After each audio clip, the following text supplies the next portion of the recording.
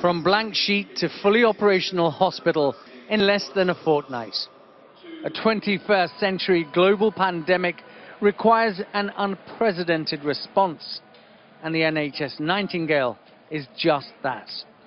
We take our resources from NHS London and we want to be coordinated from the centre so that they know the best places to deploy staff and deploy resources. At that point, we'll be ready to receive the equipment, the staff and then the patients at scale and at pace at the same standard as occurring back in the NHS. The language used by the Prime Minister and his aides is martial. Talk of battle lines being drawn.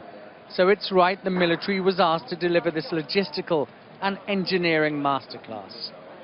Skills honed on the battlefields of Afghanistan, deployed to the front line in East London. It's an unseen enemy. It's still a battle, and it's still timelines that you're working to, and it's always trying to get ahead of the picture. You're trying to get ahead of the enemy, and in this case you're trying to get ahead of the virus. And so the whole idea about building at scale and pace is to build a really fantastic facility that delivers safe patient care at scale and keeping ahead of the battle, keeping ahead of the virus. The sheer scale of this project and the speed at which it was delivered is breathtaking. These aren't just partitioned beds.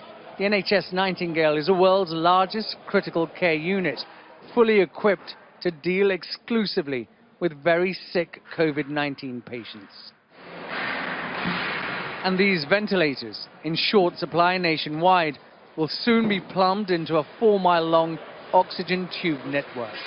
You can't help but be struck by the sheer enormity of this project. This corridor is a kilometre long. That's row after row after row of critical care bed capacity. And that gives you an idea of the challenge facing this country.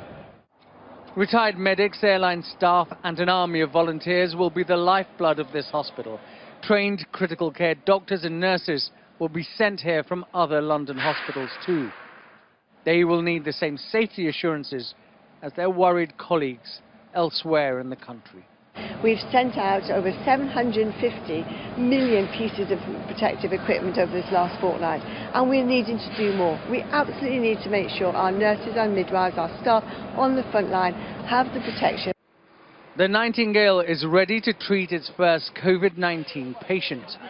That is no cause for celebration, but it will be when she treats her last.